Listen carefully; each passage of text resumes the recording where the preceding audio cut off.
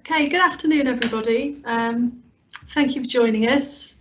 My name is Ellie Greenwood. I'm a senior advisor here at the Local Government Association.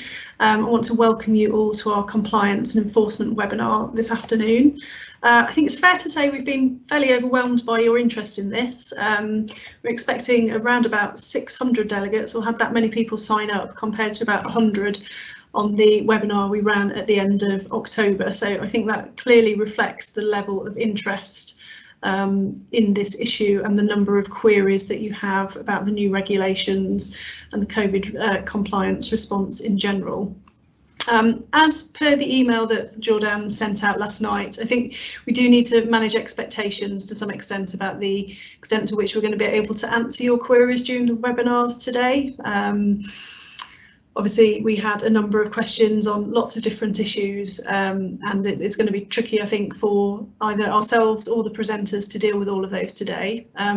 What we are going to do is post some of the key themes into the chat function, and we'd really encourage you, there it goes now, really encourage you to post any thoughts or interpretations that you've got within the chat function, and really use this as an opportunity to seek the views of your peers and colleagues. For the other issues that we don't get to today and that aren't in the chat, we will certainly be going through those, and we'll be sharing them with the Office for Product Safety and Standards to try and get a view back to you as soon as possible. We are conscious, we're working closely with Ops, and I know they have highlighted the sheer number of queries that they are getting. So please do bear with them. They are working as hard as they can to try and get responses out to you. And obviously do please try and use the webinar today, the Knowledge Hub, and any local groups you've got, just to try and share some of your thoughts and interpretations, and manage down some of the queries that we need to get through to them. As well as posting thoughts and ideas about the questions in the chat, please also do post questions for our speakers. We've got a couple of questions and answer sessions today. Obviously, the sessions that we have today, the speakers are not talking specifically about the new regulations, but very much their experience managing the regulatory response to COVID in recent months. Our first speaker this afternoon is Louise Barr from the Ministry of Housing, Communities and Local Government. Within the LGA, with the support of a number of many of you in councils, we've worked really closely with MHCLG in recent months, and I do really genuinely feel that in what's been a very challenging time for councils and for civil servants, they have been doing their absolute best to come up with positions that are sensible for councils and that are responding to the feedback from the LGA and from councils on issues such as marshals, monitoring, and a great many other things. So I'm really pleased that we've got Louise here today to talk about their new compliance framework. So Louise, over to you, if that's okay. Thanks. Absolutely, and thank you for that, Ellie, and thank you everyone for joining us actually this afternoon. As Ellie said, I'm from the Ministry for Housing, Communities and Local Government. I'm the Deputy Director there, covering local government response, regulations, COVID secure places and compliance. And I'm really pleased to be able to talk to all of you this afternoon, and so that we can hear more information from you. I think what I wanted to start with, though, is just a huge thank you for just all the brilliant work you're doing. I think we all just recognise how challenging a period this is, and I'm really conscious that you're among the key frontline workers effectively helping to tackle the virus in a context where we're all just constantly learning, and the asks of all of us are just constantly evolving. So this is a period of kind of co-creation and working together in a way that is absolutely essential, and we recognise as essential. So thanks for that introduction around that, Ellie. It is just good to see so many of you here, and particularly whilst there's so much pressure actually in terms of asks on you. And I think that is a reflection of the kind of commitment that we recognise that you've all got and the LGA's got to making compliance and enforcement work in this context, and the value of these LGA learning events. I also wanted to say up front actually that the amazing work you're doing is visible to ministers, as are the challenges you're under. They absolutely recognise the importance of your roles and of compliance and enforcement more broadly in addressing the virus, and they're incredibly grateful for all the effort that you are putting in to keep people safe and to keep the R rate down. With that said, the focus obviously of my slot here is about introducing the compliance and enforcement good practice framework, and I'm really pleased to see that was published on the LGA COVID-19 good practice platform yesterday, and I know that Ellie will share the link around if that's not been done already.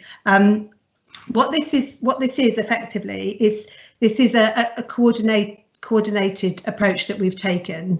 It's very much been produced by and with local authorities. So, you know, our starting point actually has to be to thank all of those who've helped to produce it. It's not a sort of MHCLG publication, definitely in that way. So thanks to the LGA, thanks to the Office of Products and Safety Standards, to the various local authorities, that's Bradford City Council, Doncaster, East Sussex, Lancaster, Liverpool City Council, Borough of Brent, London Borough of Enfield, Manchester City Council and Oxfordshire Council, who've all input to this framework.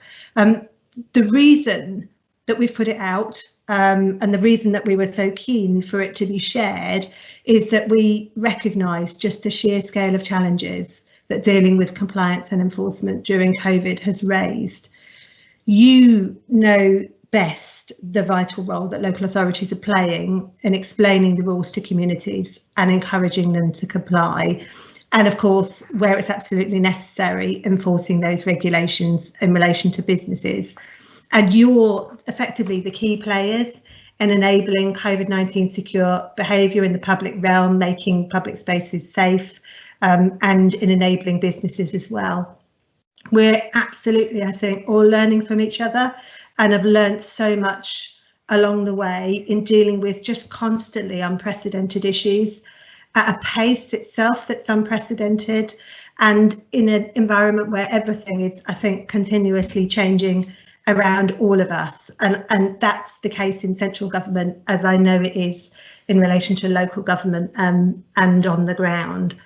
So just in light of that level of challenge, it just felt really imperative actually that we could work with you to look at how we can learn from councils and how we can facilitate and work together so that actually councils can learn from each other around how you've all adapted your approaches in relation to compliance and enforcement in these new circumstances and in dealing with the pandemic. So that really is at its heart. I mean, that's the aim of the framework.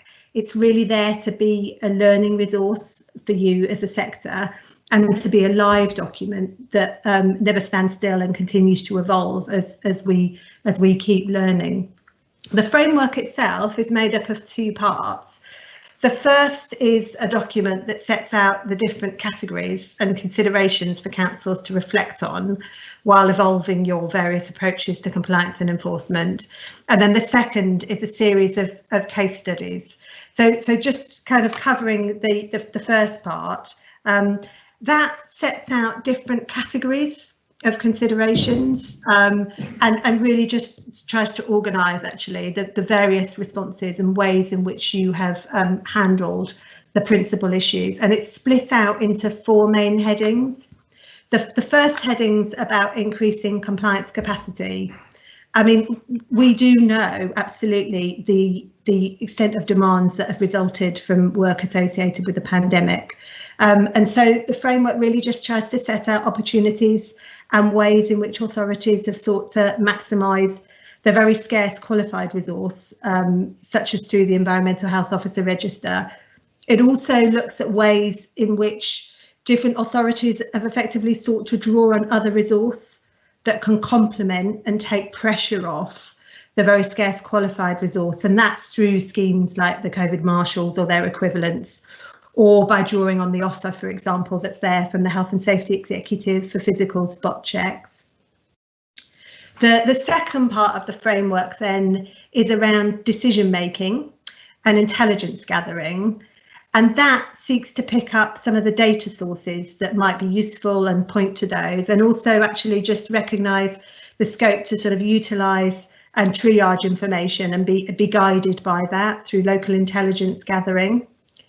And then the third part is about communicating and engagement, and that really just recognises the fundamental role that communication and engagement plays, that actually it's one of the most powerful tools in supporting compliance, particularly, you know, as we've all seen in light of just the extent of changes to regulations, and also the risk of compliance fatigue that is there as we go through what is a long period of time that people and businesses are coping with in dealing with the virus.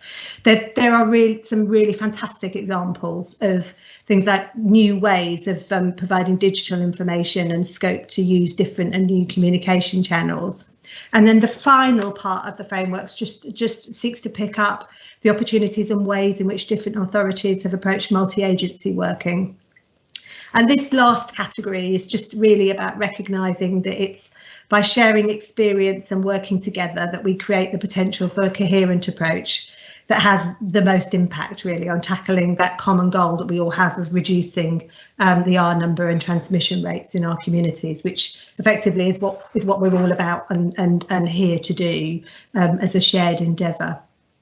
And then the framework itself, the second part of the framework, is that it's made up of these series of case studies, and of course the thread running through all of those is that it's absolutely underpinned by the engage, explain, encourage and enforce principles. So this is very much with the sort of starting principle of encouraging compliance as the best way to keep everybody safe and support local economies, with enforcement as the final resort. So in relation to the case studies, I'm hugely grateful, and we're hugely grateful for all the councils who've come forward and worked with us in bringing those forward. That includes, of course, Oxfordshire County Council, who I know are speaking next. So it'd be great to hear from those. It's not a static document, as I think I said. This is intended to be live. So our intention is to keep adding to those case studies in what is a very live and involving situation. We want to build effectively a library on this LGA website platform for everyone to use. And our hope is that we get to be able to refresh this once a month, say, and we'll carry on doing so for as long as it's useful to you effectively as a community in supporting compliance and enforcement in the circumstances that we face. And if you go on to the framework, you'll find there's an email address there for you to contact us if you've got an interesting case study, because we'd just love to hear from you basically to support its evolution. And just to give you really a flavour of some of the really excellent case studies that are there, we've got one from Liverpool City Council, which is a really fantastic example around communications and engagement. Their communications and marketing team have actively used social media to keep residents, businesses, elected members up to date on the latest COVID-19 developments. They've been effectively reinforcing messages around good behaviour through infographics, videos, blogs, podcasts, and a citywide advertising campaign. And then there's also been key messaging around mass testing and the mass testing pilot that's been so instrumental in helping them achieve the major reduction in COVID-19 across the city. So that's interesting as a kind of first pilot effectively, and how that might be drawn on in terms of other pilots in other places. And then we've got the City of Bradford is another case study that I also thought it was helpful to flag, in that's a case study demonstrating action to increase capacity in the authority, and the City of Bradford themselves deployed over 100 marshals across the city in one of the biggest marshal schemes to date. And their marshals, the responsibilities that they've given to their marshals have ranged from encouraging the use of face masks and entering shops to offering sanitisers to the public. And they've offered advice and reassurance and patrolled open spaces to encouraging social distancing. And it's not just been the marshals themselves, they've equipped them. So they've had sort of mounted LED monitors and advice and guidance called eye walkers. And that's also been supported by something called eye vans, which is new to me. So that's vans displaying information and guidance on sort of mounted LCD screens. And then finally, by way of introduction, the other case study I just was going to moot to give you a flavour really of what's in the framework is one from Manchester City Council, and that's an example of multi-agency working.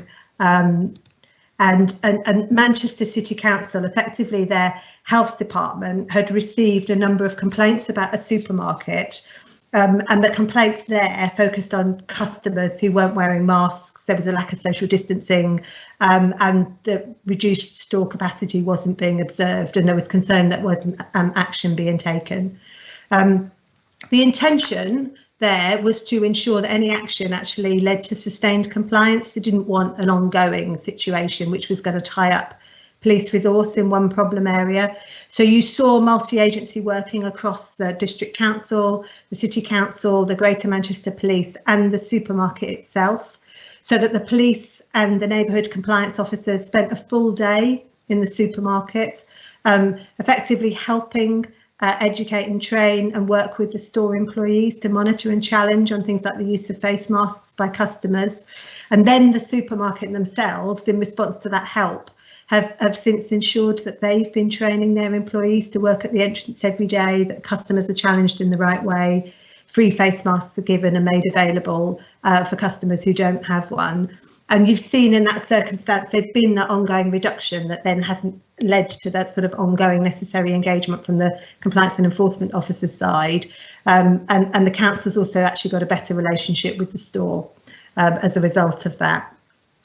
So that gives you a flavour of the range of case studies. But I just wanted to finish really by reiterating a point that I started with, is that this is a framework. This is about us working together. This is not guidance from central government. This is about recognising that actually you are at the front line, you are dealing with the issues, and you have got the innovation and the solutions in terms of tackling what's needed in this unprecedented time. The categories have been drawn from discussions, as I said, with local authorities and the LGA and through our work with the compliance working group, but we want this to be live. It's not fixed. We want ongoing case studies, and we want the feedback as well. So actually, if the framework doesn't work, if there's new categories, if there's other ideas, we'll keep adding to it. It's there as a useful tool, and that's absolutely the intent. So it needs to be useful to you. And then actually, just before I absolutely finish and hand over, I just thought it would be helpful to clarify one thing that I'm aware has been coming up in some of the dialogue, and one issue that we know local authorities have sought clarification on, and that's around a written ministerial statement that my Secretary of State published on Monday, linked to the reopening of non-essential retail. The aim there was to promote the message around spreading footfall in December and January by signalling a sort of positive response and positive attitude towards extending retail opening hours that would ordinarily be more restricted in terms of planning conditions. I'm conscious, and we're conscious, that's led to some queries. So I just wanted to thought it would be helpful really to take this opportunity to clarify that this doesn't apply to Sunday trading, and this doesn't affect the times that retailers are licensed to sell alcohol. It's about the spread of footfall. So I thought it was useful to just flag that up front. And then I think I just want to finish in terms of the words that I'm saying by finish where I started really, which is just with a huge thank you. I don't think I can stress that enough in terms of recognising that you're some of the frontline workers that actually is making such a difference in terms of our response to COVID. So it's just a huge thank you for all you're doing and continue to do at this really important and challenging time. I'm conscious I won't be here for the full webinar itself, but I will be getting feedback. We've got members of the team, Anna Bocevich and Dan Hallam are here from MHCLG, so we'll have people here during the discussion the whole time. We want to hear from you. We'll be picking up the comments and suggestions throughout, and just want to continue working with you. So on that note, I'll finish with a thank you. Thank you. Thank you, Louise. That was helpful. An apology, because I had feedback from some of you that you can't see the chat function. We are looking into that. We think that might be because of the numbers. We've had to run this as a live event rather than a meeting. We're looking at all ways that we can make that possible, because we recognise that that is part of the value of one of these events. So bear with us. If there's anything we can do to address that, we will as soon as possible. In the meantime, our next speakers are from Oxfordshire. So unfortunately, Yvonne Rees, the Chief Executive of Oxfordshire County Council, has had to give last-minute apologies because she's been called to a meeting about vaccination, which is obviously something she's had to attend. She has asked me to emphasise quite how much chief executives value the work of environmental health trading standard, licensing and other officers during this time, and really how critical these professions are to the future. And I have to say, as an ex-trading standards officer, Yvonne is a really excellent advocate for regulatory services in our ongoing work with MHCLG, which she's been quite involved in.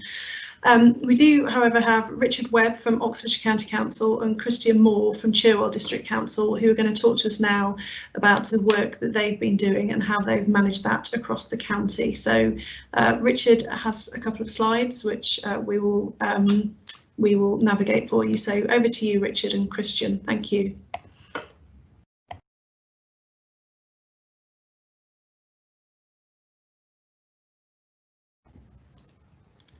Richard, Christian, are you there?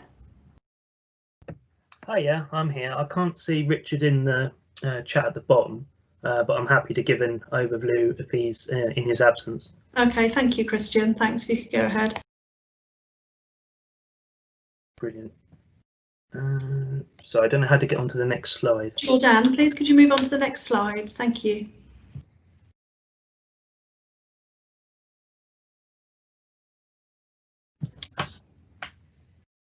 Jordan, please could you move on to the next slide? Thanks.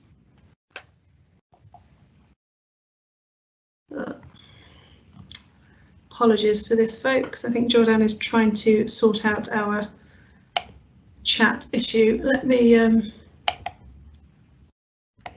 move on to that. Right.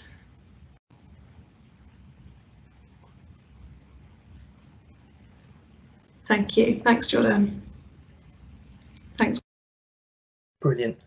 Okay, so just to give you a general overview, at the start of the pandemic, what we had in place in Oxfordshire, just to give you an idea, is there's the Oxford City Council, as well as 4 district councils. So we've got West Oxfordshire District Council, Cherwell District Council, South Oxfordshire District Council, as well as the Vale of Whitehorse District Council. So what we already had in place were really strong communication lines that came out of our original food liaison groups. So one thing that we were able to put in place was a series of weekly meetings that were attended by the city and districts, as well as trading standards and officers from Thames Valley Police, as well as licensing teams. So these regular meetings really helped to ensure a prompt and really useful form of information exchange between the various district councils, as well as giving us the opportunity to ensure a consistent approach, because due to the pace of legislation and guidance, there are a lot of potential grey areas that were coming up, and these forums allowed us to have healthy discord, as well as end up with a consented opinion.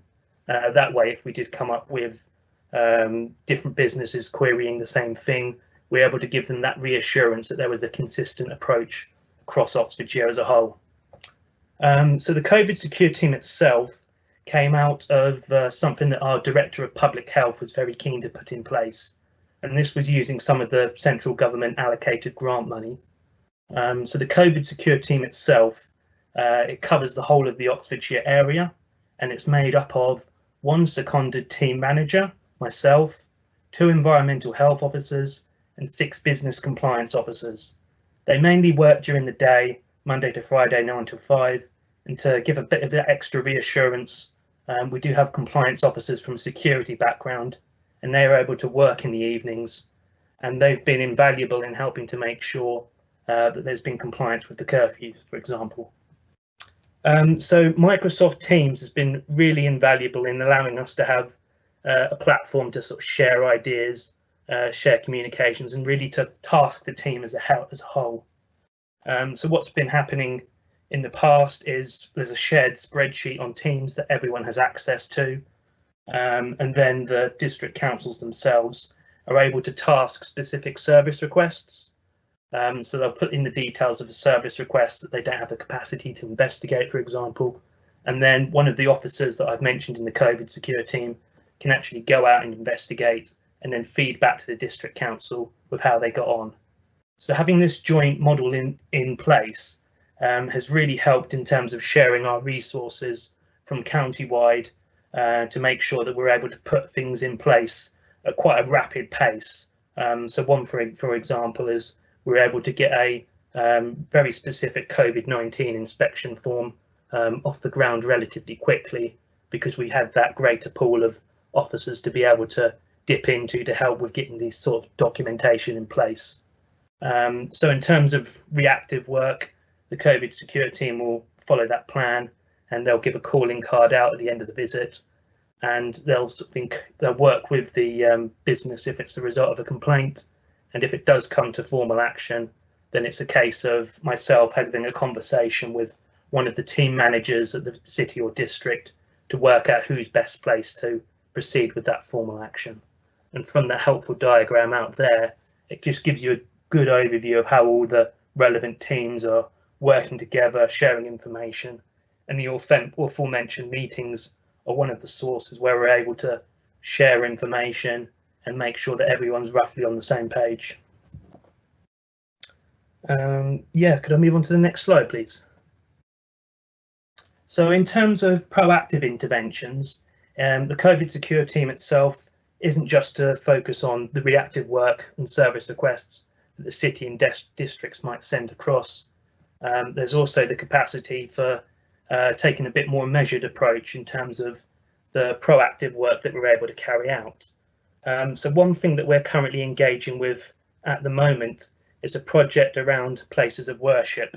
There's been some recent guidance on places of worship that came out a couple of days ago, and by having this sort of larger, I suppose, group to work with, it means that we've got up-to-date details of the relevant community engagement officers across the whole of the county, and from there we're able to get contact details of community leaders at various places of worship, as well as details of any community centres that might have the occasional sermon or service on an infrequent basis. So from there, it's what we're planning to do is to have the team actively make contact with the most appropriate person for the place of worship, and really just to discuss the COVID secure measures that they already have in place, as well as to offer them some general advice, float the idea of a proactive visit, just to give the business that extra reassurance, and also at the same time to make an assessment of the level of COVID compliance that we're seeing in our places of worship. As an aside, if there's any concern on the part of the officer when they're sort of making that telephone conversation, then they're able to make a note and recommend it for a visit down the line. So on the map on the right, it's one thing that we're looking at in terms of our future plans. So what you can see there is essentially it's a map that's been taken from the British Red Cross that helps in terms of showing a data set for COVID-19 vulnerable groups across Oxfordshire. So what we're hoping to do is to take our occurrence data that gives an idea of the sort of types of premises that might be associated with positive cases, postcode data, and then use a mapping system such as GIS to put a range of filters and layers on top of that identifies hotspots, areas that might have vulnerable groups, as well as locations where we're seeing premises that might be associated with positive cases. And from all that information, we're planning to sort of task a data analyst with identifying a group of premises, premises list, for example. That means we're really making sure that we're using the most of our intelligence to make sure that any proactive visits are going to have the maximum capacity and benefit possible. So in terms of the benefits that we've seen from having that wider network, It's not just the consistent approach, but what I've really been able to see in practice is that we have a much wider pool of contacts to draw from. The state of the health and safety databases within Oxfordshire, it's not been very good, I have to say, and different officers are aware of different contacts that might have more up-to-date business details. For example, one of the officers in trading standards was aware that the fire department had recently purchased some business information, so we're looking to use that to work with the aforementioned project, and also to be used with the Health and Safety Executive Local Authority project. So there's some real great benefits that we've been able to make the most of there. What I would say for other local authorities is there is the option of sort of paid for services such as Experian and other places to actually get those business details, because it's only really with that on board that we're able to make the most of our occurrence data. Yeah, that's it from me. Just a general overview of how the COVID secure team's working. We've had quite a bit of positive feedback so far, and it's really helping in terms of being able to meet the ebb and flow of service requests that we're seeing on a regular basis, because by no means is it staying consistent. We're seeing some weeks where we're seeing a massive increase in service requests, as you might very well expect when there's been a national lockdown. But having that COVID secure team in place, it gives the city and districts that extra reassurance and that extra support that they're able to actively respond to service requests in a timely manner.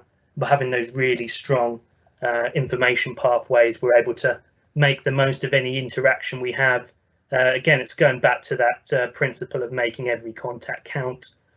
In all of our engagements, we're planning to give across as much relevant information as possible, be it details of who to approach for grant information, be it information on the relevant guidance for that specific sector. Thank you. Brilliant. Thank you very much, Christian, and thank you for filling in. I can say this is going to be an event that I look back on with nightmares. Unfortunately, Richard is unable to get into the event as things stand. So I think for the time being, unless we can get Richard back into the event, on to Colin Clayton, who is the Assistant Director in Wirral Council. So before the introduction of the previous tiered regulations, or at the start of the introduction of those regulations, we pulled together a number of authorities in the previous tier 3 group to have a discussion about some of the tricky issues to deal with, principally around the definition of a substantial meal. Colin was one of those officers that we were involved in discussions with, and has very kindly agreed to give us a presentation today to talk about the work they've done and some of the challenges they experienced around that. So I'm hoping we're going to have a bit more luck this time. I do know Colin is on the call, and I'm going to hand over to you now. Thanks, Colin. Thank you. Good afternoon, and thank you very much for inviting me, Ellie. My name's Colin Clayton. I'm the Assistant Director for Parks and Environment at Wirral Council. By profession, I'm an Environmental Health Officer, and I've also managed trading stands and licensing. So when Tier 3 come in, I was asked to lead up some of the work, and I was one of the officers that worked with the Liverpool City region to ensure that we had consistency of implementation to support our businesses, our residents and our staff. So if I could just go to the second slide, please, Jordan. OK, so what I'd like to do is just give you a very quick overview of how we operate, how we operated and set ourselves up for the Tier 3. We work under the Merseyside Resilience Forum. It's a multi-layer, multi-agency cell structure which reports directly to our strategic COVID group. And now, when I was asked to join, it was the enforcement cell, but we decided at our first meeting that really this didn't represent what we're about. This is about ensuring that we secure cooperation with our businesses in order to encourage them and work with them to comply with the new regulations and help them. So we rebranded it as the Cooperation, Compliance and Regulation Cell. And I was asked to set up the technical environmental health licensing cell. Now, there's two documents which I've asked Ellie to circulate after this, and I'll be referring to them throughout the presentation. And these were really, really important. And we developed these through the legal cell and the technical cell.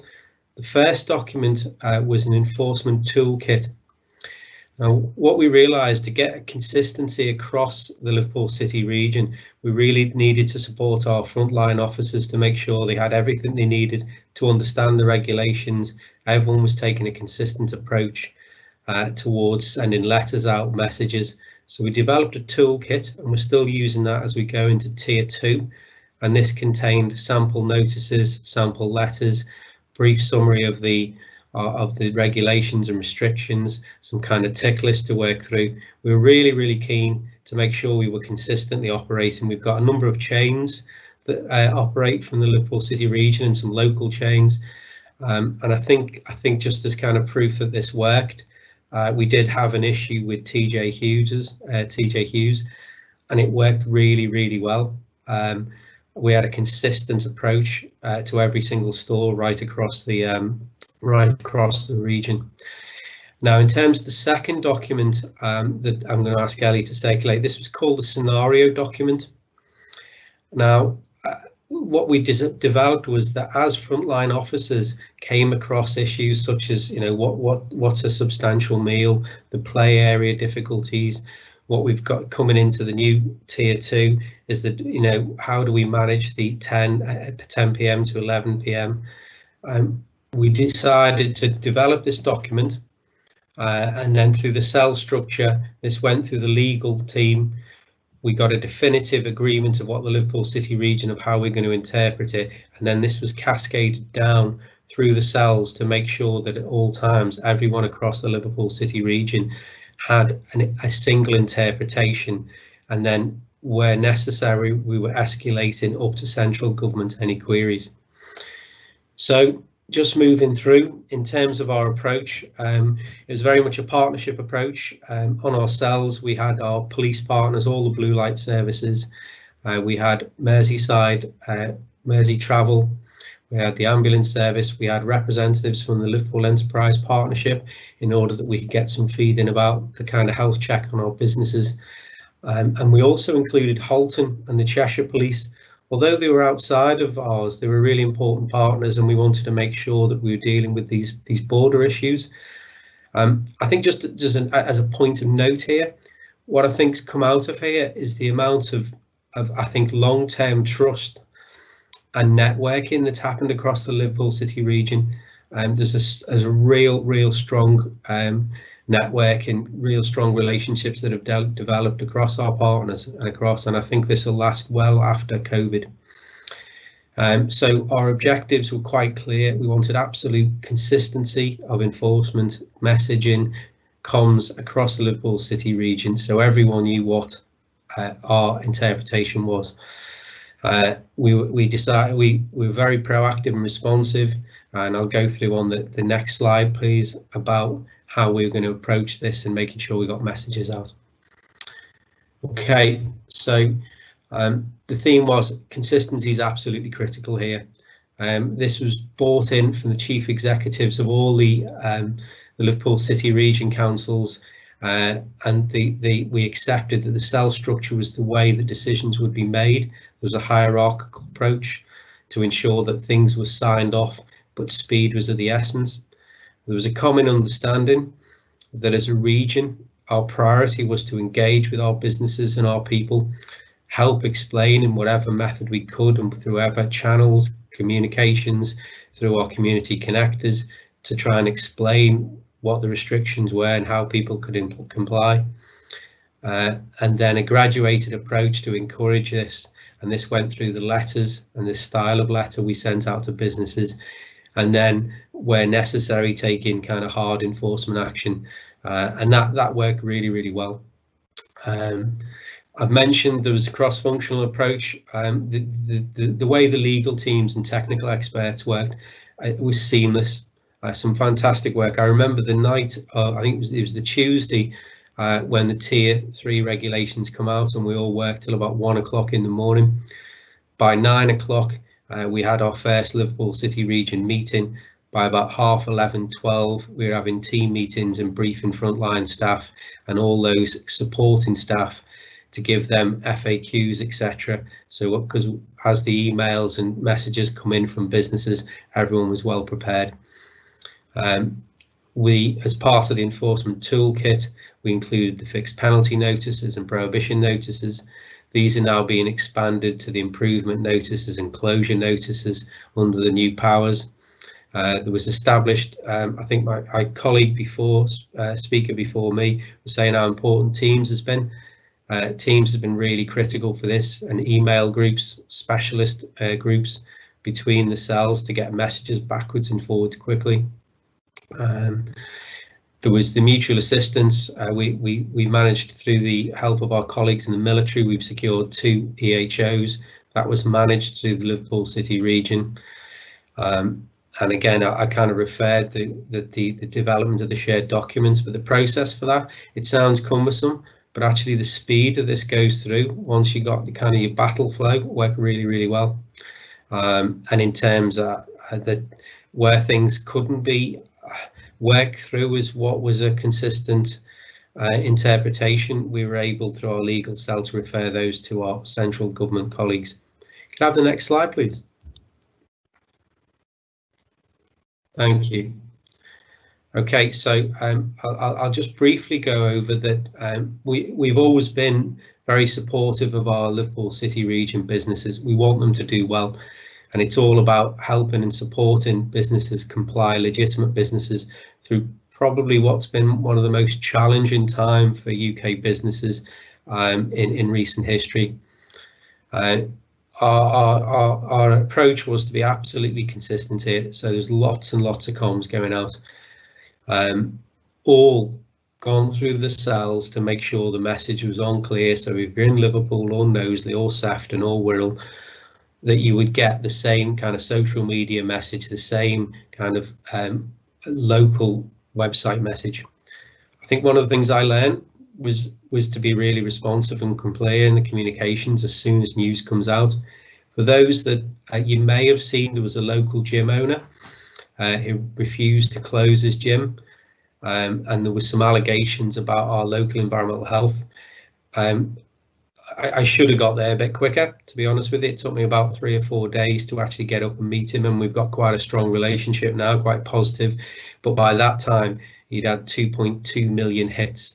So I think as a kind of lesson learned here is that, you know, when things come out in social media, get out quick, make sure you get your messages and respond.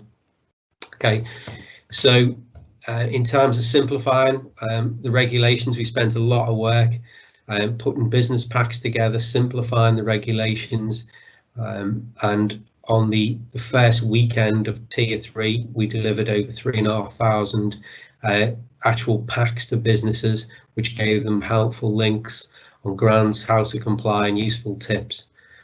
We also developed what was called it was a self-verification, an online application for businesses. So they would apply online. You would tick that your business had social distancing, sanitizers, the QR code, etc. If you work through that, you could then self-declare that you were COVID secure. To the left of the screen that you'll see, there's like a business pack with posters that businesses, once they'd self-verified, could put in the windows, and this was to support the businesses, encourage them to start thinking what they needed to do, and then provide some reassurance. Obviously, this was on top of our visits and compliant visits and checks as well, but it was really as part of this engagement and supporting business. We utilised our local community champions as well to deliver messages for us, and very much part of our local meetings, we had the Wirral Chamber of Commerce. I had a number of meetings to set up some information flows, so we could both work as a local authority, our partners, and Wirral Chamber of Commerce to get information out about available grants, how to comply, in particular kind of specific areas where there was challenges arising. Could I have the next slide, please? Thank you. I think critical to success here for consistency is working through how you're going to get the message to your staff. Our staff have been under tremendous pressure throughout the year. The resources for environmental health in particular have been stretched to make sure the hubs are working, as well as doing COVID compliance in the statutory. So I mentioned before how quickly we as a management team worked together to make sure that on that day one, we had meetings set up in order that we could brief our staff. We made sure that the networks between licensing, enforcement, legal teams were really tight, and that's worked seamlessly. And I think those relationships will last a long time now. We used our public health colleagues to do in the hub to do the activity analysis. So as part of directing our resources, we were looking where the outbreaks were coming, where the sectors were struggling to comply. So a lot of work went into really targeting this resource. I think leadership's really important here. We as a management team on Wirral and across the Liverpool City region, I've really made an effort to have a strong presence. It's difficult on teams, but I think making the effort of thanking people, you know, making staff aware that we're really grateful for what they've done, I think has been really important. The clear written guidance, I think that's helped an awful lot. I mentioned that, and you will receive a copy of our enforcement toolkit. Staff really like this. It means that, you know, as the regulations change, they could be assured that the legal team and we'd had a good look at it. So when they got it, it was able to be used.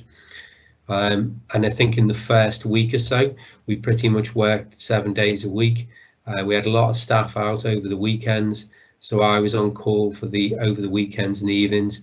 It's not sustainable, but I think when there's launch of something new and people are uncertain, I think you have to be there for them.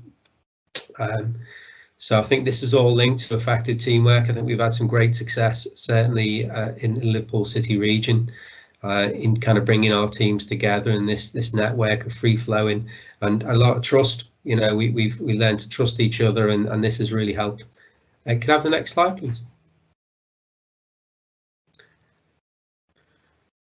Okay, so if I'll just go through the bullet points. So we had a lot of widespread media coverage. I alluded to the gym owner as well earlier on.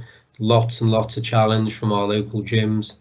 I think it caused some difficulties for us as a region because the tier 3 restrictions were different in Liverpool City region and Lancashire, where gyms were open. We had a lot of queries come in about the sale of alcohol for licensed premises and what constitutes a substantial meal, with lots and lots of queries about private beer gardens, spectators at sporting events, soft play, bingo, etc. So I think I've already worked through it, but the way we tackle this was get these through the scenario document, feed these in quickly, get our legal team turning these around, then circulating, sending these down, these guidance documents, in order that our staff felt confident right across the Liverpool City region in terms of what advice they were given and what interpretation they were given. I think the key for us, and the key is speed. Unfortunately, it just means it's front loaded, lots and lots of work in the first week or so. I hope that's of assistance to you as you move into your particular tiers across the country. I think that might be the last slide. Thank you, Jordan. Thanks very much. Okay. Very much. Excellent presentation. Really helpful. I've got a couple of questions. Before I do that, I'm going to move over to Caroline North from the Office for Product Safety and Standards, who's going to talk to us about some of the work that Ops are doing. Thanks, Caroline. Thank you, Ellie. Are we good to go? Yes, please. Thanks. Jordan, I think we can stop the screen share now. Thanks. Brilliant. Thank you, Ellie. As Ellie's obviously introduced me earlier, I'm Caroline North. I'm one of the Assistant Directors, Head of Enforcement at the Office of Product Safety and Standards. So just really good there to hear about the work that Colin's done up in Liverpool, and sort of then taking it the next stage as to what happens when matters get escalated to central government and what we do when we receive those. So as always, in the Office of Product Safety and Standards, we continue with our role of acting as a point of contact for local authorities with all government departments to get queries and answers in relation to matters that are being raised where there is ambiguity or there's concern or that clarification is needed, and then we liaise with all the relevant policyholders to try and get those answers back out. And that's been, as we've seen since the start of March, that's been done in a number of ways. In some ways that's led to the law being changed, in other ways it's led to guidance being updated, in other ways it's enabled us to give cleared lines back out to local authority regarding policy intent. So we cover all regulations except the number 3 regs, which still sit with the Joint Biosecurity Centre, but we have a really good working relationship with them where we liaise a lot in the background to make sure authorities are coming through to the right department to get the right answer. Last week we successfully held our first webinar for frontline officers. We had over 1,000 trading standards and environmental health officers on that call. Very productive session for us, and we took a lot away from that in terms of feedback and how we're going to do things differently in the future moving forward. So one thing we did after that webinar is we've gone through all the questions that were flagged on the webinar, and also we've done quite a lot of analysis work around the type of queries that are coming into us. And when we did a lot of digging down onto that, what we've actually realised is a number of queries that are coming through to us are where the answer is readily available, either through actually in the legislation, in the guidance, or we've previously issued in one of our cleared queries and responses documents.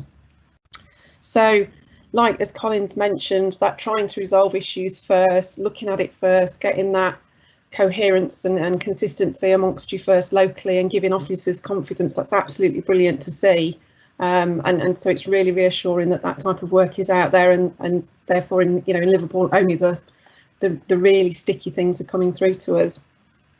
So in future what we're going to do is we're not going to provide individual responses to every query that comes into us. What we're going to do is when a query comes in, there'll be a response that goes back that sets out, have you checked this, have you checked that, have you had a look at this, attached is our latest document, and to sort of take people through the steps they need to be considering.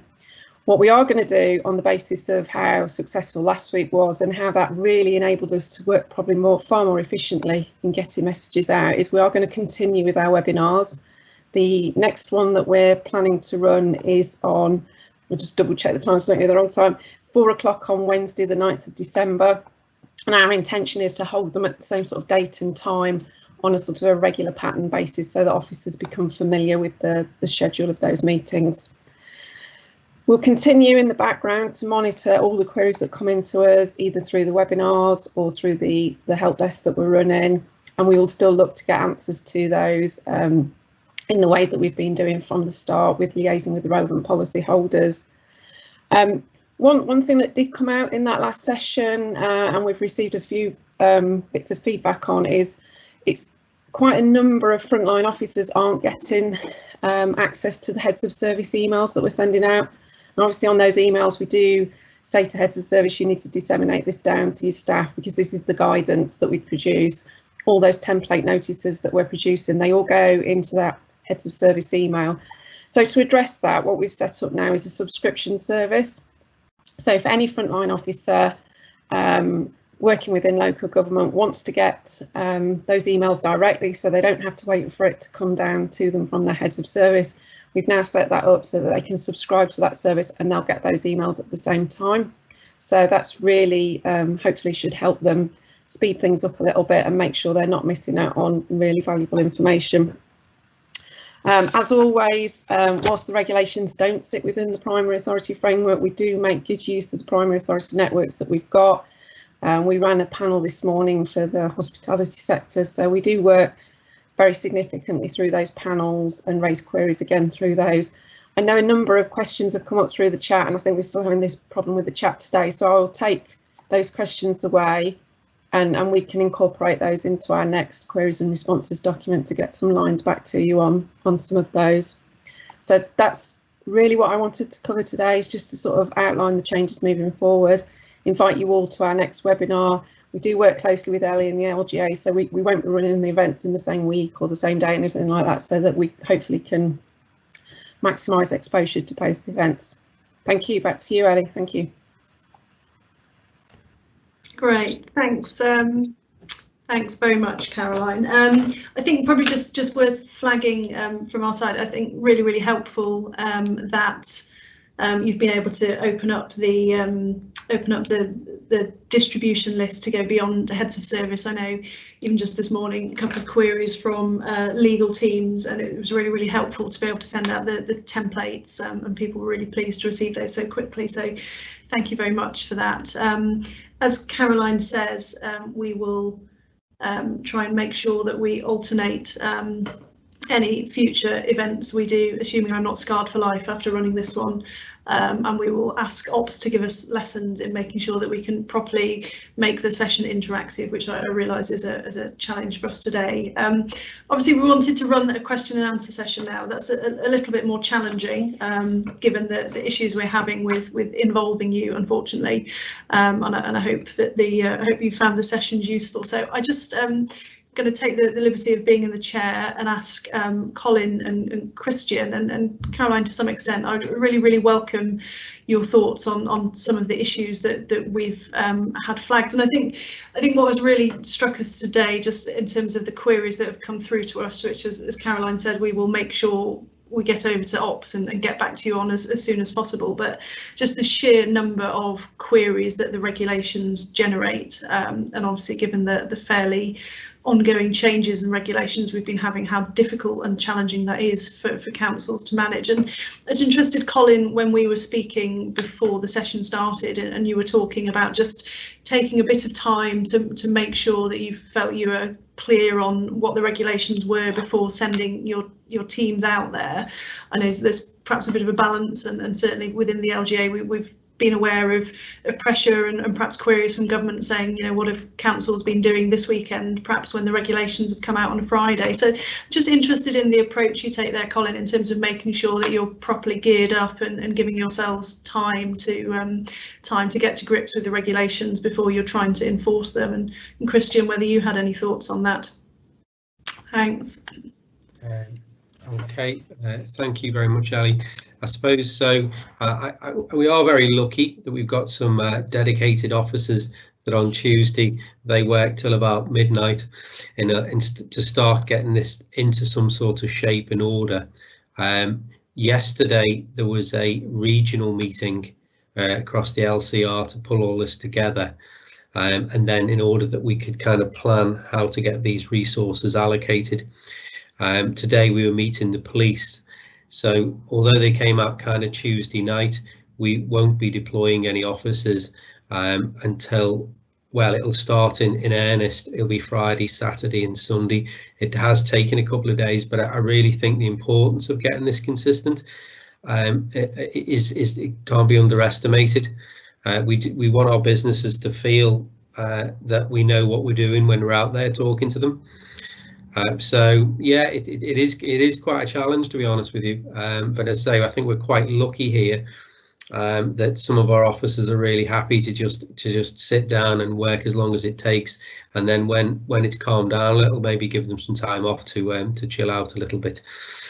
So in terms of deployment, we're looking at the highest risk first, and we also pulled out a list of non-compliant. The first top 50 non-compliant businesses from the first tier 3. So that's the kind of approach, but I think we're in really good shape. I spoke to Margaret early on today. I think we're in really good shape now. Our officers are briefed, the toolkits have been updated, and the messages are going out, and we're in quite a strong position to start now. But it has taken there is a bit of a lag, but I think it's impossible to do it any quicker. I hope that helps. Thank you.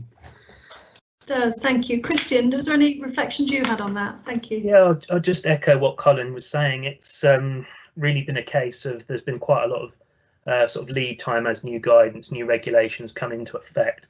And one thing we've been able to do is sort of disseminate and break down a lot of the key messages and try to address the key questions that businesses have put through to our licensing colleagues through PubWatch and other channels.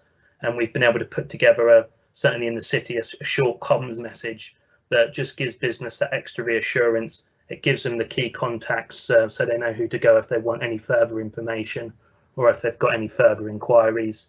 And then we're able to sort of email it out, blind copy, using our existing contacts.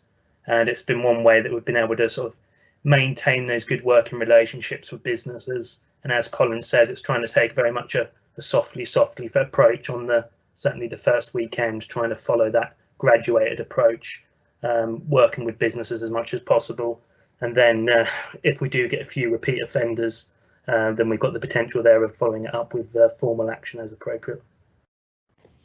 Brilliant, thank you. I suppose just one other, well, a couple of other questions. One in relation to the new regulations in particular, and one which stems from your neck of the woods, actually, Colin. We've had I'd be interested in your reflections, admittedly after sort of 24, 36 hours, of whether there are particular challenges you can see already coming up, including any new challenges.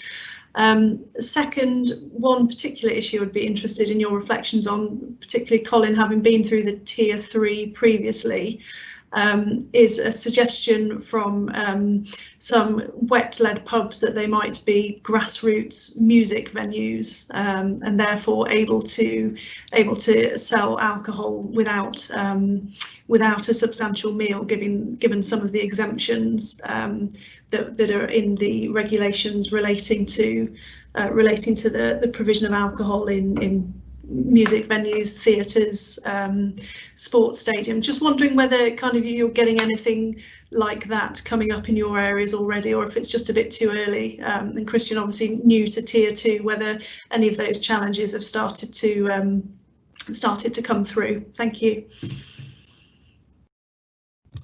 Thank you very much for putting me on the spot. Sorry. And I think what I said at the start is, unfortunately, for the last 2 days, as well as COVID too, I'm completely and utterly immersed in budget problems and budget issues. So I've had a very quick chat with the kind of lead officer. Well, it's that we've got a solicitor and the head of licensing working on these, but I have not done I've not done the drill down of the issues. So I'm really sorry that I'm not quite up to speed. On Wirral and Liverpool City region, our budget problems are significant, and that's been the priority for me the last couple of days, to pull some budget options together. So I'm sorry I can't assist.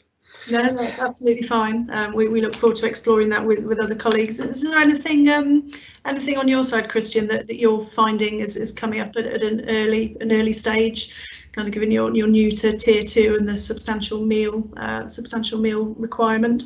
In terms of the similar concerns, we had a few inquiries, I suppose, a few months back around what the definition of an auditorium was.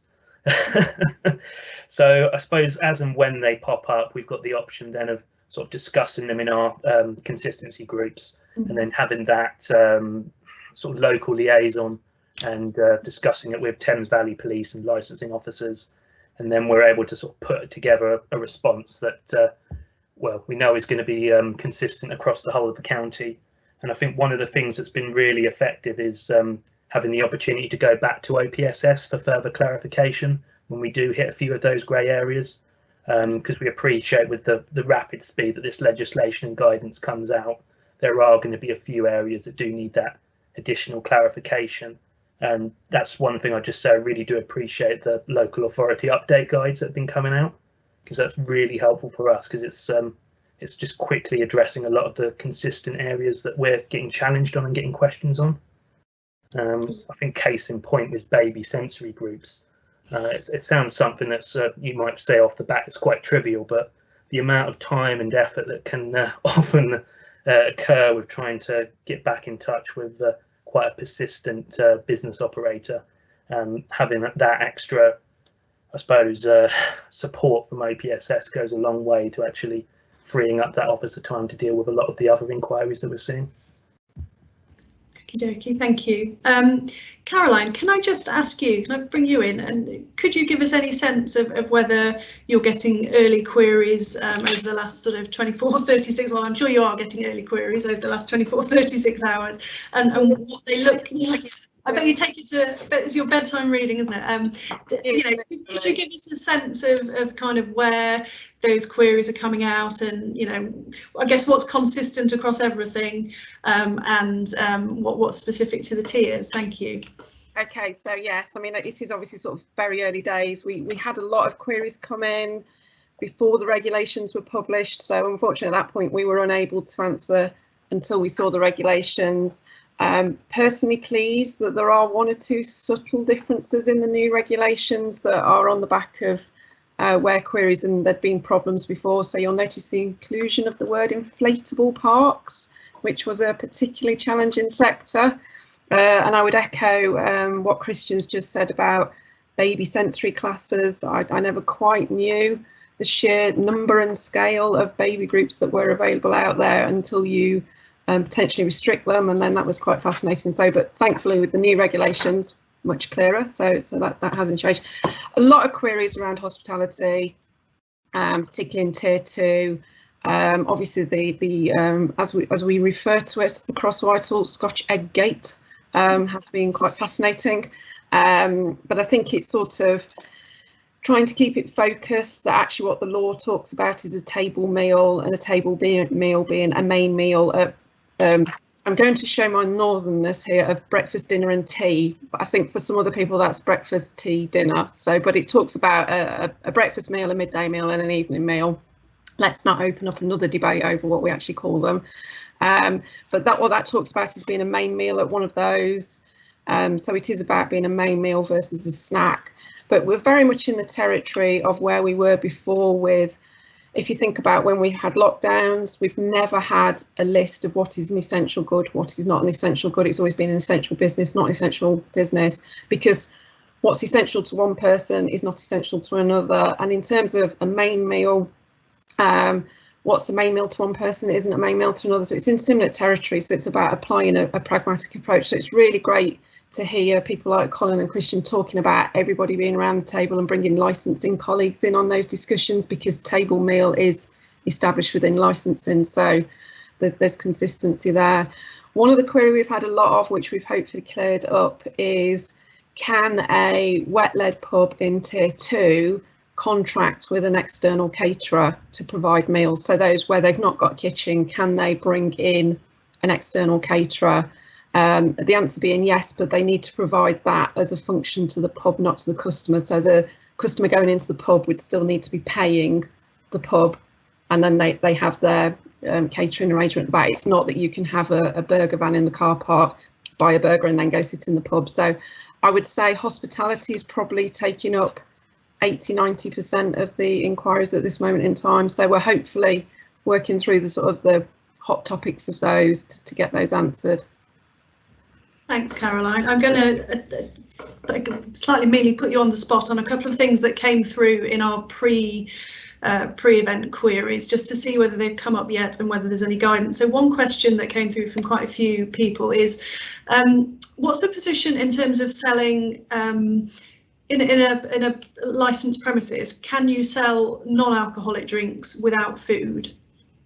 No, there's a specific clause. I've just written it down. It's in part 2.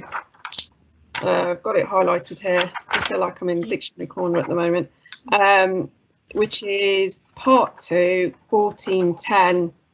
Purpose of the licensing act, where restricted business or restricted services carried from a licensed premises are to be treated as open for the purposes of selling alcohol. So it's you treat the premise as being open for serving alcohol as opposed to what you actually serve. So I think that answers that question. Yeah, so it doesn't matter if you sell any drink at all, it has to be with food.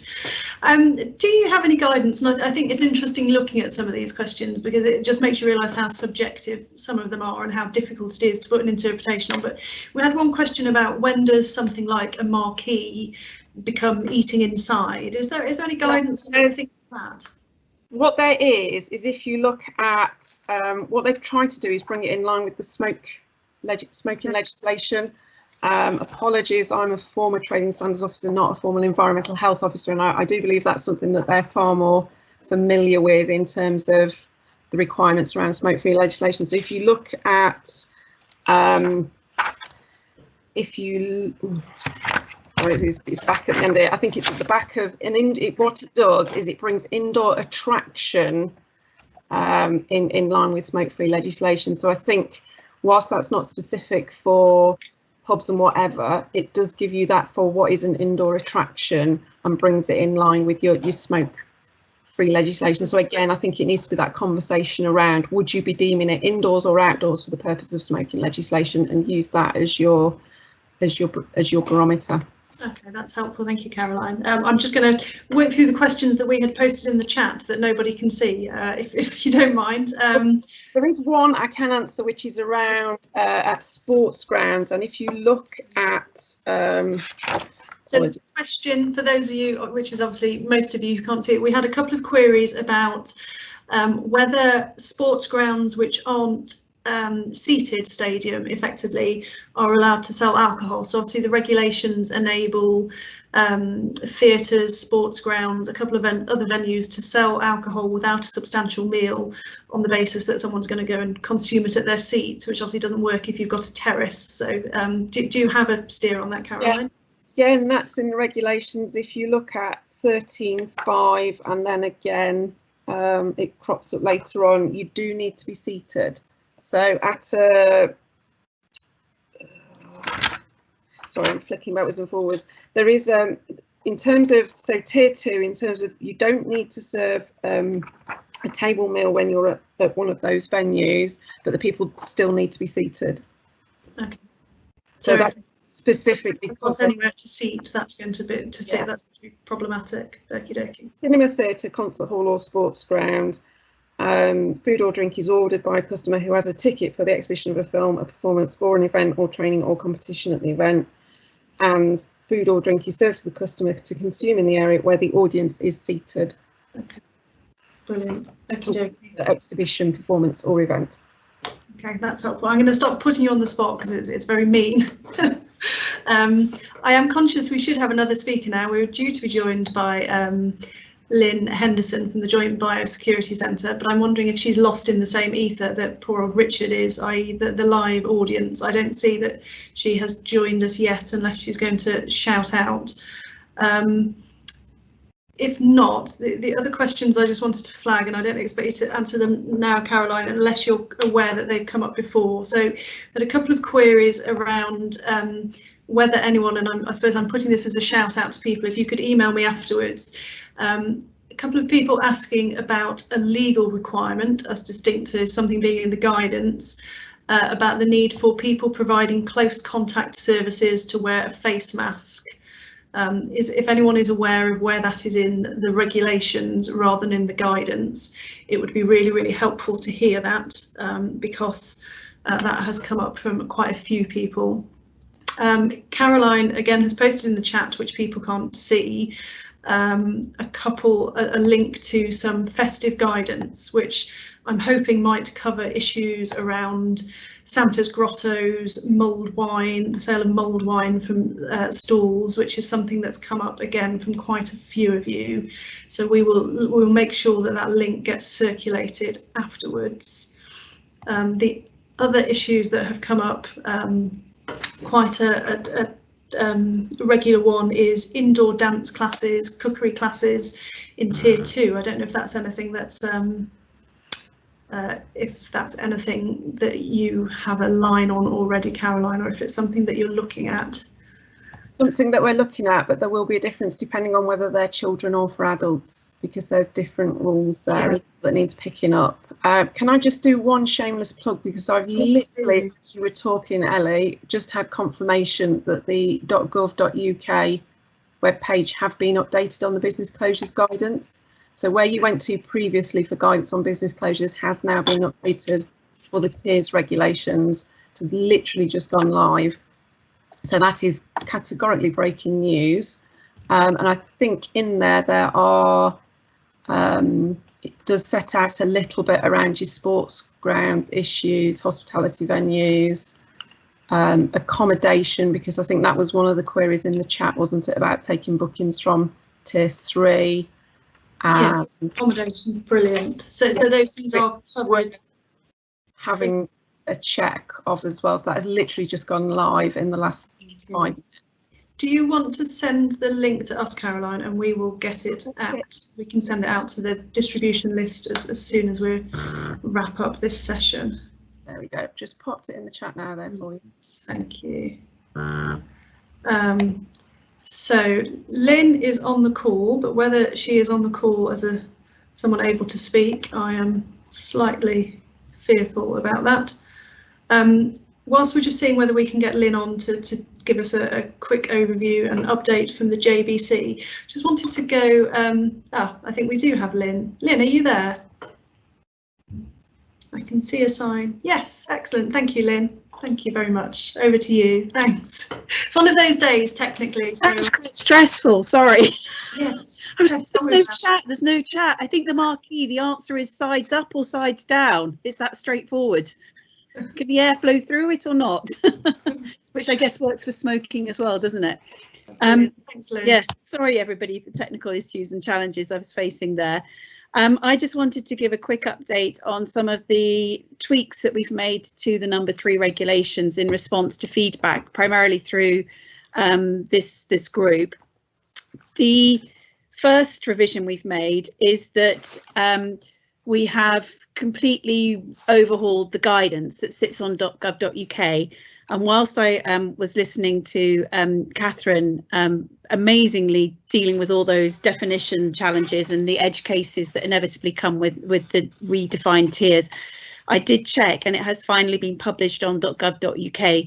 So we hope that guidance gives you clarity on the issues that we were hearing back from local authorities, enforcement officers, more often than we thought we would need to.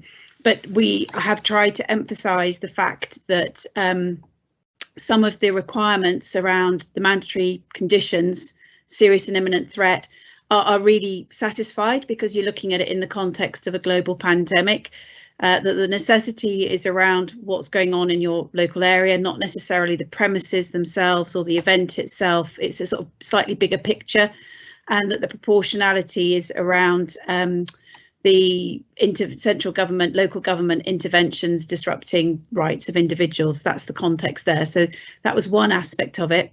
Another aspect was around the pressures that the requirement to consult DPHs were leading to on those limited resources within local authorities. We've clarified that it's not mandatory to consult with a DPH. The requirement is just that if the DPH has provided advice, you should have regard to it. And again, it's not mandatory that you follow that advice, you just have to take it into consideration. What we've also done in the legislation, though, is we have extended the resource. So your local DPHs can now authorise certified public health professionals who can provide that advice to you in addition or instead of going to the DPH.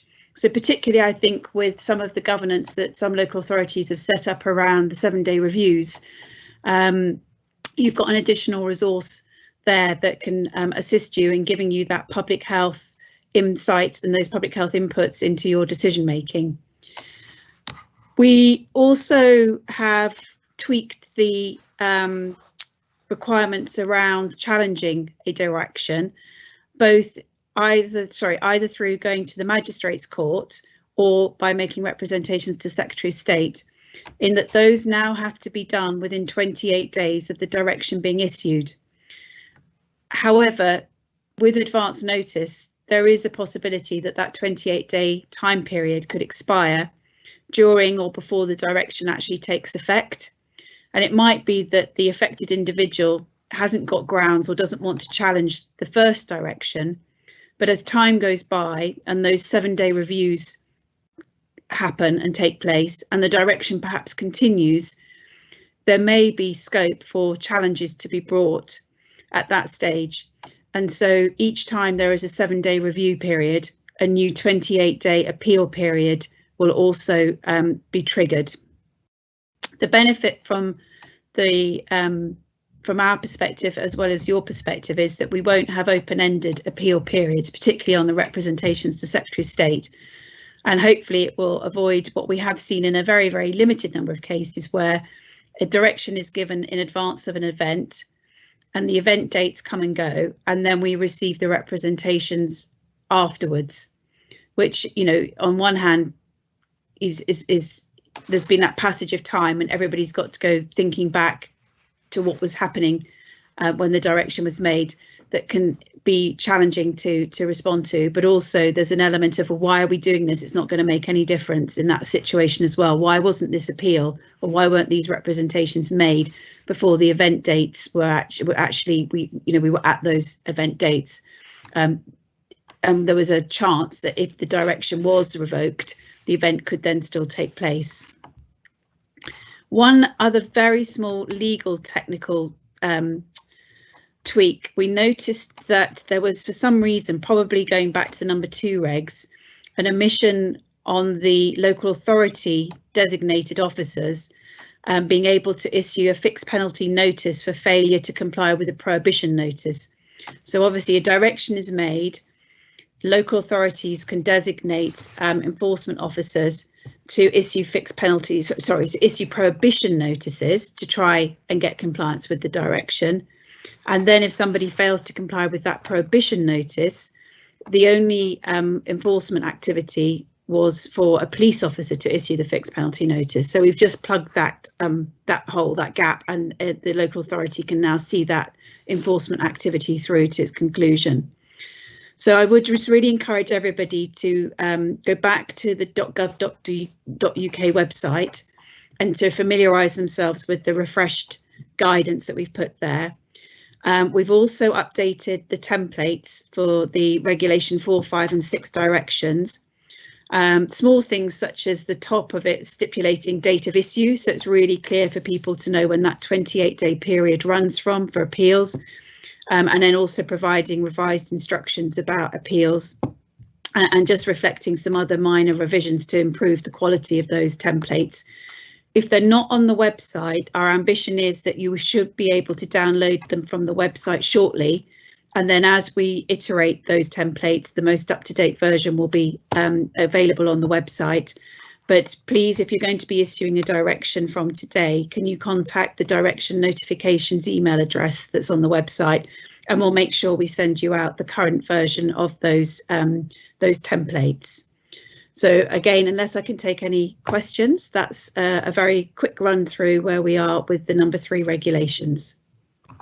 Thank you, Lynn. We're struggling with interactivity today, unfortunately, so I'm doing the questions. I suppose one general question I had is whether there is a government view as to where, now that councils have the new coronavirus improvements notices and restrictions powers, if you have a government view as to when it might be appropriate to use a direction. Yeah, councils will naturally default towards the other powers. So I think you're right, and we anticipate that's what will happen in practice as well. What we have tried to do on the .gov.uk guidance is give a policy steer on which power is more suitable for which situation. Certainly, we would think that you're going to have to fall back on directions if you're giving advance notice, for example, for an event, because you're not going to be in a situation where you could use a continuous, a coronavirus improvement notice. You're not dealing with a factual situation that's already happening on the ground, so to speak. And I can see that if you are trying to enforce compliance with the COVID secure regulations, the obligations and undertakings regulations, that will be the preferred route for obvious reasons. But there will be other situations where I suppose you might say the totality of the failings on the part of the business are such that actually you need to reflect that in a direction. Because there will be activities or behaviours that you won't be able to capture in the coronavirus restriction notice or immediate restriction notice that go beyond just what is required under the obligations and undertakings provisions. And that might be a justification for taking the direction route instead. But yeah, there will be inevitably an element of overlap between the two, particularly around premises. and we recognise from a practical point of view, and it's exactly why we made these provisions. They will be, we hope, easier to use on the ground, that will be the preferred route. Brilliant, thanks Lynn, that's helpful. Just in terms of the ease of using the new powers, I have had an email. I think some people are realising that if you ping me an email now, I'll pick it up and might be able to turn it into a question. I've had an email from someone raising concerns about powers of entry in relation to the new powers. Now, this is something that we did discuss in the MHE-LG compliance working group, and again, it's something that someone raised with me earlier in the week as to whether the powers of entry were there. So just for the benefit of people on the session, the feedback I have had from MHE-LG is that their lawyers are satisfied that the 1984 Public Health Act provides the powers of entry. And that because the new powers are expressly extended to counties through the definition, that actually those public health powers do give you the powers of entry.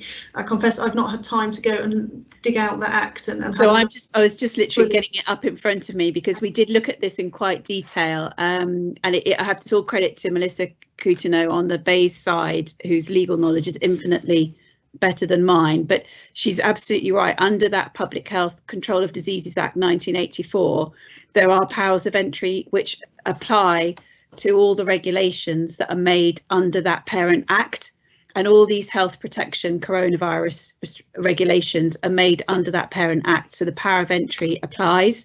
There was one site, there was one small area where that wasn't the case, and that I think related to, let me just get up, I can't remember what it wasn't so much around these business undertakings provisions, so it was on something, I don't know whether it was self-isolation or something like that, where we just needed to make a small tweak.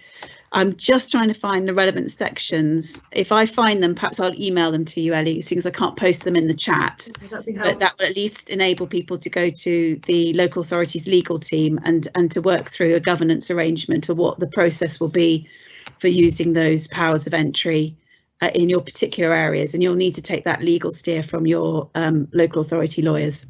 Brilliant. OK, thank you, Lynn. We are coming up to 3 o'clock, which is when we're due to finish.